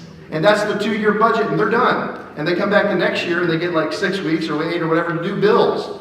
And they're done for another. So you can't tell me, I've heard people, we can't do that. It's too hard, it's too complicated. And I'm not going to go down this path, but I sure would like to make the binding caucus illegal in the Constitution. That's a whole other story. But I'm going to finish that one. So here's the point, folks. I hear people say, well, it's too hard, and we can't do this, and it's, you can't. Well, that's the answer, right? It's like, well, it's too hard, we can't do it. But here is what I'm telling you. When other states do it, all right, it is absolutely doable, right? When other states have constitutional conventions, don't tell me Alaska can't do it, it's dangerous. Absolutely not. We can do it. When I hear that other states, all 49 other states, don't use a binding caucus, but we do, don't tell me we can't get the job done without it. So there's a lot of things, folks, that we can do. We just don't have the will to. I'm going to circle back again to why constitutional convention, because we're not going to do it. Here's a question. This is mine. And either of you can answer it. And I think many of us are curious to know where the other caucus stands on constitutional convention. Do you know any senators or representatives who, on the other side of the aisle, who are sympathetic with a convention. I do not at this point. I do know that there are some that agree that these fiscal matters have to be settled in the Constitution, and they have been frustrated that we were not able to get them done in the legislature. But they know they have to be in there. And they just, they're publicly not supporting the convention, to my knowledge. A follow-up to that, what would you think the possibility might be of deal-making before a convention to help facilitate the convention and get some of that work done, and shielded from special interests? Fascinating. So if this is a David versus Goliath battle, you guys, it's uphill, right? Just the money and everything. If this passes, however, and the support is mounting, by the way. If it's a yes, how is that going to impact the session in January to April down in Juneau? I think there is going to be the desire to take care of some of these matters and try to get them right so that the legislature can weigh in. I think it will be fascinating. There will be a bill that we can put together that will provide guidance for how the process. I mean, we would be able to do some of that. If you read the little section in the Constitution, it doesn't go into great detail. So the legislature would have, we would have a session, I think, that would be very much focused on preparing for the convention, and a focus very much focused on doing some of these items ourselves. You might actually see a spending cap moving through, something like that. So yeah, I think it'll change what happens in Juneau if the voters say yes. Mike, do you want to? I do, yeah, thanks, Forrest. So from the Democrat perspective, across the aisle, the other caucuses, not really. And there's some philosophical differences with that. This isn't a partisan thing, folks, and it shouldn't be. This is not Democrat, Republican me. This is Alaska. This is our issue. This is not party politics, caucuses, or anything else. However, when we just have to be pragmatic, go and look at it, most of the Democrats have close ties to unions, and there are certainly some Republicans with that as well. But the unions and others are clearly very opposed to this. And so I think you're going to find them, if they might quietly, like Shelley said, maybe they support certainly like the Fiscal Policy Working Group. We agree on some of those issues, on the structural changes that need to happen. They just don't want to do it via convention because their support base says no, they're not going to go against that, because what do most politicians want more than anything else? They want to retain their seat, right? So they're not going to make you mad, or the groups that support them. So that's kind of an answer to that, why you see, I think, more philosophically, people that are Republicans, or at least more on the right side of the spectrum, seem to support it as opposed to those that don't. I want to make a point here, though, that, because you hear of the groups opposing, and there's a lot of businesses. Shelley and I were just at the other night, Alaska mining industry briefing, really good stuff, and they're kind of opposed to it as well, some others, probably not everybody, but as a group. And if I was a business, I got to tell you, folks, I would not be afraid of this as a business owner or a business organization of people. And the reason why is very simple. If you think that the path we're on is going to be good for your business, and it's going to continue to get better with a government that's growing unchecked, unconstrained, that's going to take more and more money, when they're done taking the PFD and the growth of government gets bigger and bigger, then they're coming for taxes. Who do you think they're going to tax first? The wealthiest, et cetera, the businesses, they're coming after you. If you can get these things solved at a convention, and some of the other things that are important, like how we select our judges that might actually be not going after those businesses, they might rule more in their favor, or at least more fairly, or you take that spending off the table. Guess what, folks? If I'm a business owner, I go, heck yeah, I want that constitutional convention because I want this stuff solved. What do they want more than anything else? They want a stable environment. They want a stable tax environment. They want to know what to predict 3, 5, 10, 15 years down the road. We have a spectacular lack of vision in the state on where we need to be 25 and 50 years down the road. Well, if I'm a business leader, that's what I want, stability, because I know what I can invest and do. But right now, Alaska, what are we? We're a petro state, up and down. Every couple of years, we spend and change, and businesses go, I have no idea what Alaska's going to do. We are notoriously bad. So I would tell you folks, even from everything else, I'd love to have the vacuum cleaner going in the background started. I would love to see a constitutional convention to solve these problems so that I would know what's happening moving forward. On that, moving to a different one, what do you think the possibility would be of adding a provision to a new state constitution that would solidify, that would protect life from conception in all circumstances.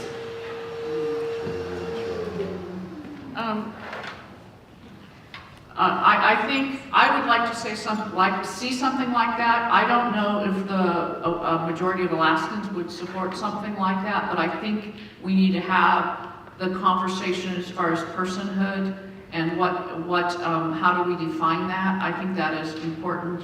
We need to have a conversation on the right to privacy and equal protection, and what does that entail. The right to privacy, if you read in our state constitution, is to be defined by law and by the legislature, and so there's work that can be done there too. But right now, the way it's been interpreted, if we were to pass a law regarding it, in our current judicial system, I'd be very concerned it would likely be overturned. So I think those are conversations, brave conversations that need to take place in a convention setting. And Alaskans, I know they have some pretty high emotions in some of these things, but we need to have that conversation. And if people are happy with the status quo, that's one thing. But I really do not think that I'm guessing that most Alaskans, even if they would consider themselves pro-choice, for instance, do not really want to see abortions happening in the last few months. So, I mean, those are the kind of conversations we need to have, and we need to be willing to have them, and I'm on board. So, is there a chance that there were to be a complete ban, even though some of us would like that? I don't know that there'd be support for that. You know, our state constitution, I think it's in Article 1, Section 1 in the Bill of Rights, it does use the words of the Declaration of Independence, which were also in the, I'm going to get wonky, forgive me, the Massachusetts State Constitution of 1780. That language was used in the courts to abolish slavery in the court decision, and I think it was 1784, around there. Why doesn't the legislature or the executive branch, now after the Dobbs decision, use that language in the same fashion that the Massachusetts courts did to challenge slavery in the state of Massachusetts, use that affirmation of the right to life, you know, it says it in Article 1, Section 1, to strengthen the case for life against abortion. Instead of, and then you don't need, you don't need additional provision. You don't have to have a convention and amendments and so on. I'd love to learn more about that and look at it and understand it and how it was used. Just with the little bit you said, I can't intelligently respond, but it does sound worth exploring for sure. The reason why I mention it, it's really just as an example, because I go back to what I said in introducing the forum that, if you have, the question of whether or not you have a convention should, I think, be driven by how much our frame of government is in need of repair. And if it's only a couple issues, and if some of them could be solved by statute, by going through the courts, by the amendment process, I know that's difficult. It's one of the flaws of the Constitution, is that it only requires a majority vote in the convention, but amendments require 2/3 of both houses.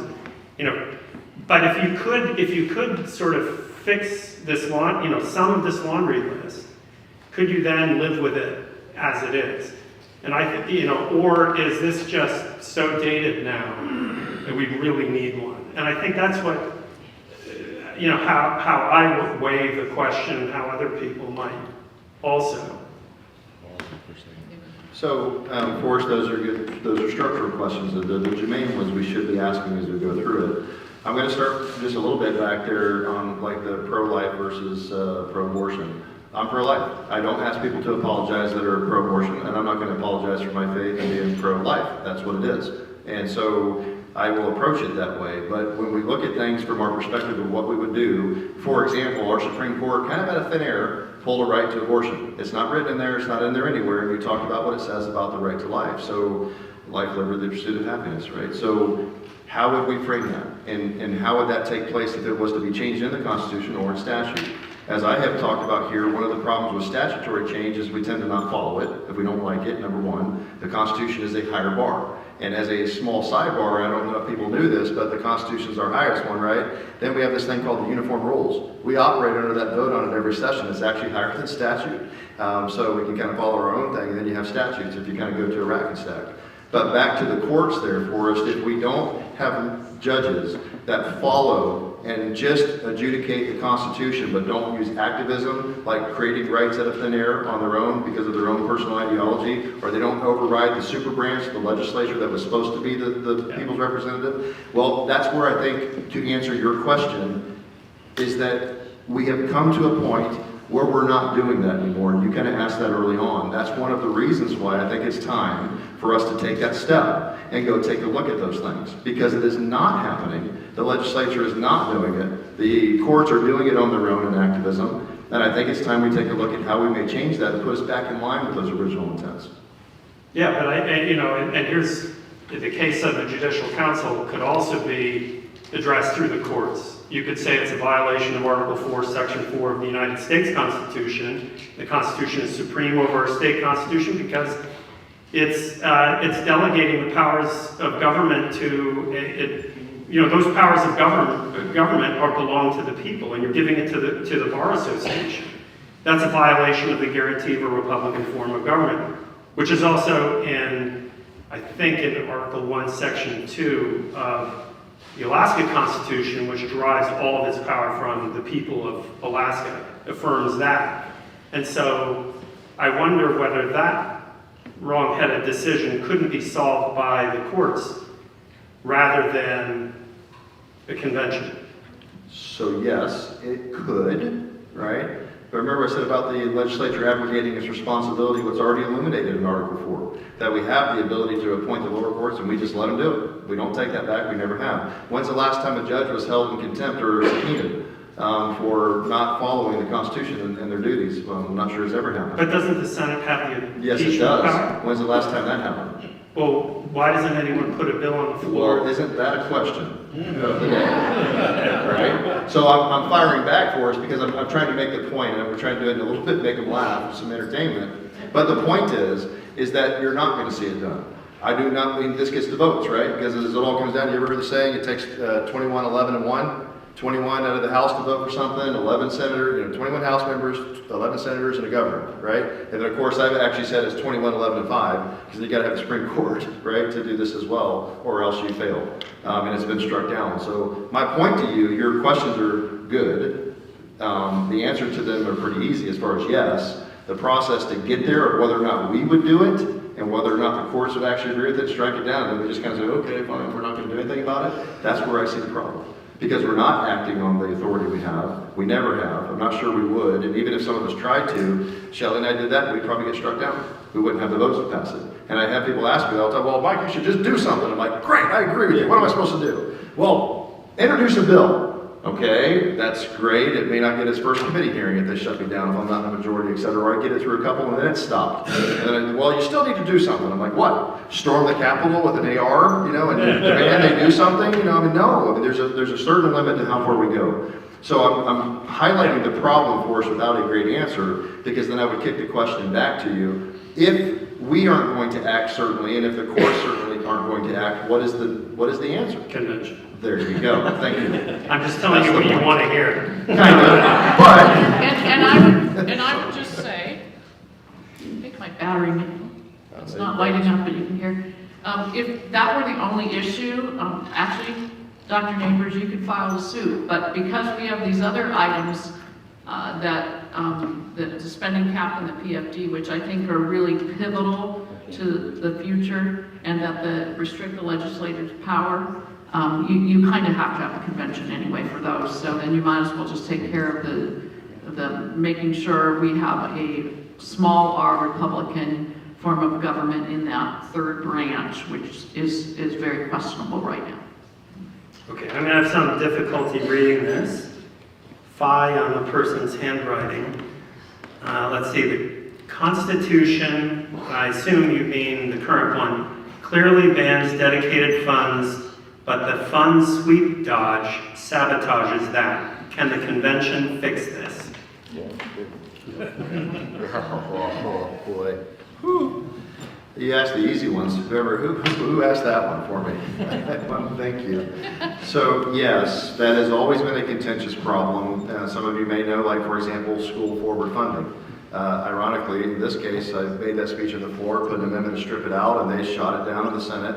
And then what did the Supreme Court do? For once, I was on their side. It was like, wow, they shot that down, so that's unconstitutional.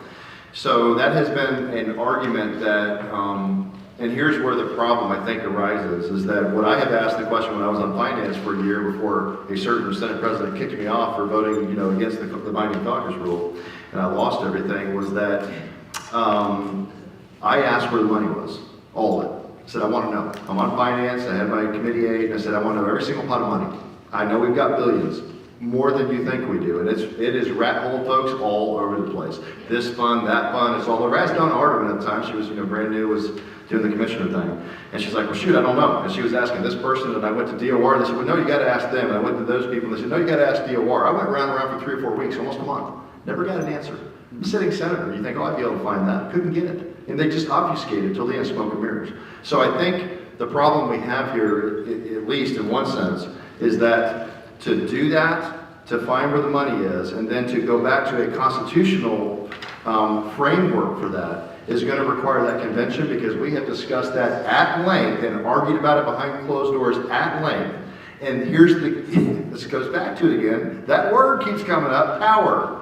What happens if you take that away from certain senators that have been around a long time and know how to play the game and manipulate the levers of money, which equals power? They know what they're doing.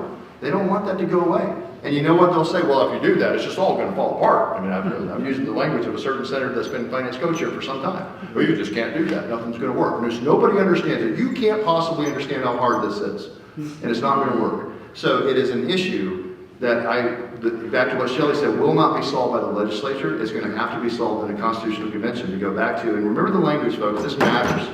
Maybe, shall, right? There's the should, shall, may kind of thing. If it says shall, that means you will do it. And there's a lot of provisions that we have loopholes we create for ourselves where we can kind of do what we want. The courts have said we can. I mean, when we have a statute, folks, on the books that says you will do this, and then the court says, well, actually, you're the lawmakers. You can pretty much do what you want. You know what I've heard legislators say? Well, Mike, we don't follow these other laws. You know what my question is right away? Why not?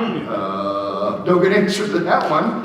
All right, folks, if you don't like the law, you change it. But we don't break them. That's not our job. We follow the law. We don't like it, we change it. Which is why I'm back to we need a constitutional convention, because we're not doing it.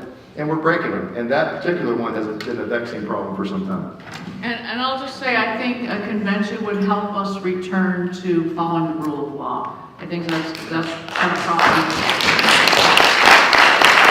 Ladies and gentlemen, thank you so much for all of your questions, and I regret that I didn't get to all of them. I want to thank our friends, Senator Hughes and Senator Schauer, for putting up with my meddlesome questions. Thanks for this opportunity, Michael. You want to say a few words now? So how many of you folks out there like this type of forum?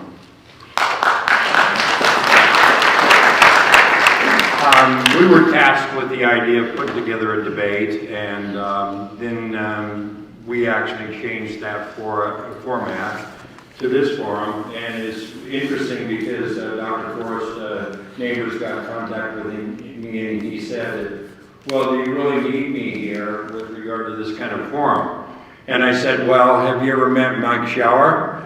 I'm going to have you here because you need to rein him in a bit. And, actually he was, in fact, reined in a bit.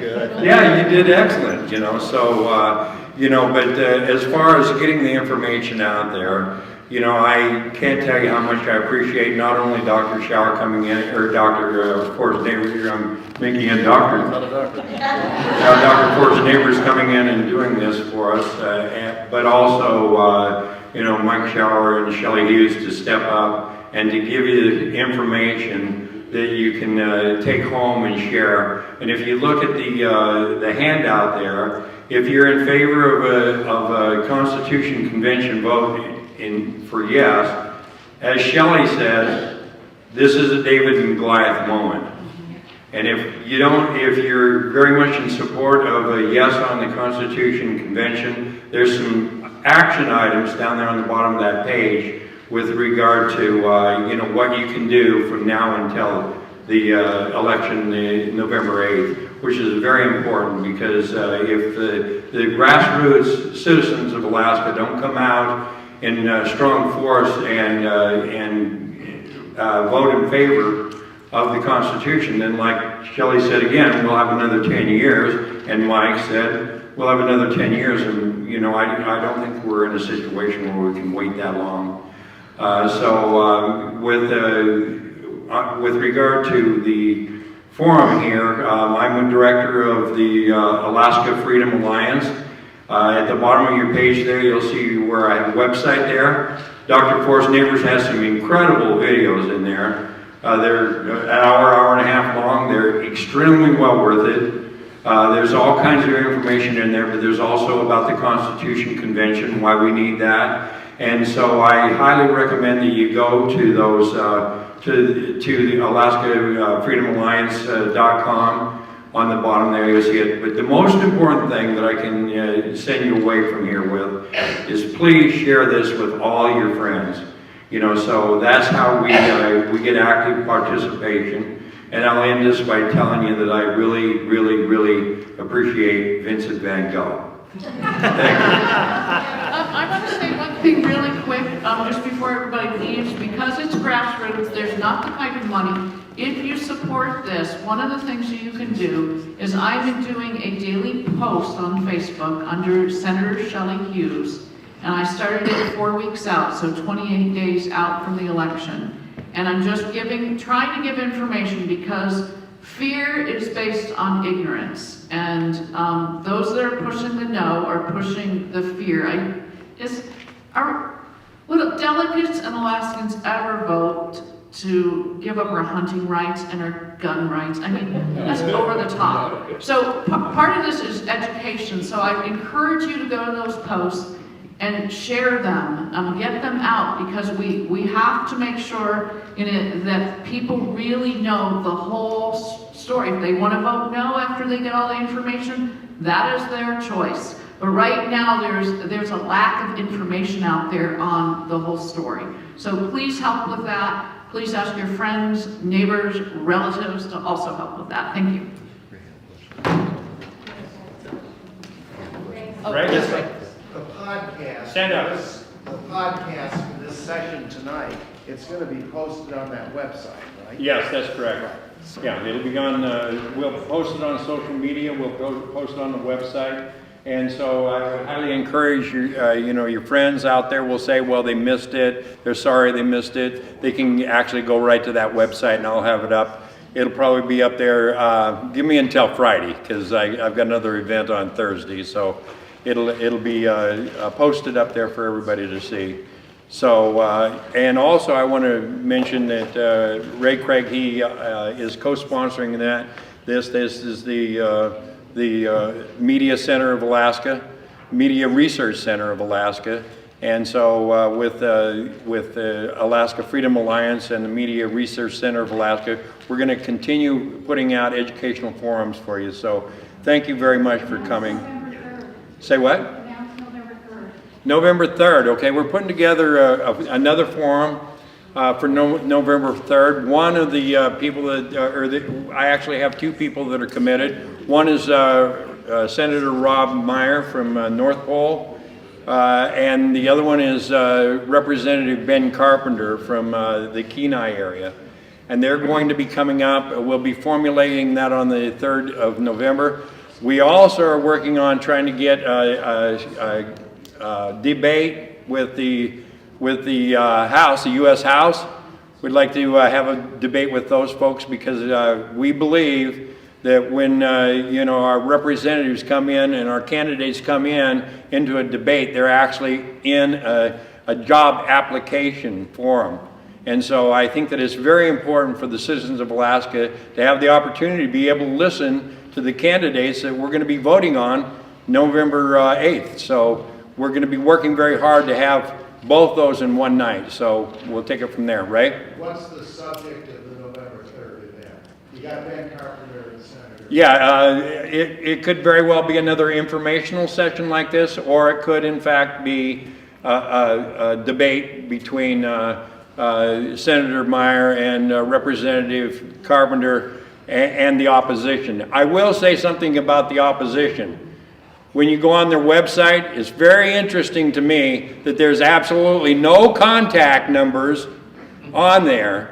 So just in fact, to find those people, to ask those questions, to get some people to debate against these fine people like this is very difficult to do.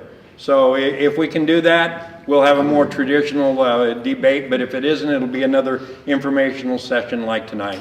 Yes, Ray? November 3rd is the Constitutional Convention, yes or no vote, right? That's the subject. That's one of the subjects, and I would like to see the evening broken up where we have the U.S. House debate and the Constitutional Convention. So one of them for an hour and a half and the other one for an hour and a half. So that's what we're working on. But rest assured, this is a lot of work. There's a lot of behind-the-scenes work that goes on in these events to make them happen.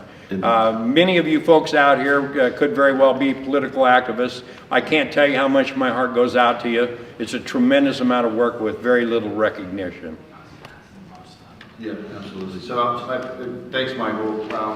For those that are leaving and everybody else, I'm just going to end it by saying that, first of all, I'm here. If they want to bring the debate, I'll go on stage with anybody. I don't care. It's wide open for me to bring it. Let's go. Fight's on. This is how we're going to debate and learn things, right? Make your own mind up. But I want to, for all of us, say thank you to everybody and really thank you for being here. Whether you're yes or no is irrelevant to me. The fact that you showed up, this is what citizens need to do, more of this.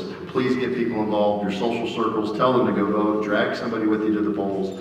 Thank you folks for being activists, because you are. This is your government, and that's why I wanted to end the night by saying thank you for sitting here for 2 hours with us to show up on a weekday night when we're all tired of working. And I'll tell you folks, after this campaign, when I'm pulling 18-hour days, Michelle and I are going to sleep for about 7 days, and I'm going to turn my phone off. I'm going to pass out. So really, from the bottom of our hearts, thank you to everybody that facilitated, to Professor Neighbors for doing this, and mostly to you for being here. And I know he wanted to end on that last question. Yes, post-forum question. So now how many of you are decided on how you're going to vote on ballot measure 1? Raise your hand, please. Okay. How many still undecided? Okay. You've won the day. And how many no? It's unanimous.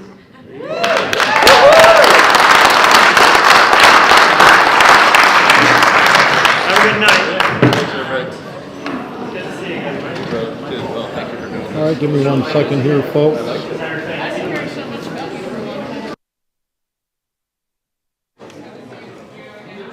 All right, thank you guys all for being here today. It is greatly appreciated. This has been very informational, and I'm glad you all could participate in this with us. If you haven't liked and shared this by now, why not? You guys are the solution. We Alaskans are the solution. Liking and sharing makes that happen. Thank you all for being here once again, and like and share. And if you haven't gotten to my Rumble yet, go to rumble.com. Type in the search bar Politidic, Politiadick, and follow our page. From what I've seen there, we're probably like 4 away now from being able to start up our own channel away. 4 more people to follow us, and we will be able to start up our own channel. Please help us out and go there. Also, show your support for what we do. Go to politidic.com. Click that support button. All proceeds go right back into everything what we're doing here, expanding our reach, our content. We can be found on Twitter, YouTube, and Facebook at Politidic and Politidic Unfiltered, and at Politidic on all channels, including Rumble, and hopefully soon we'll be live streaming to them too. With your support and follow us there, we'll make it happen. You guys all have a great evening, and I'll see you Thursday night at the Matsu Women's Club for the school board candidate forum that they're going to be having there that night. We'll talk to you later.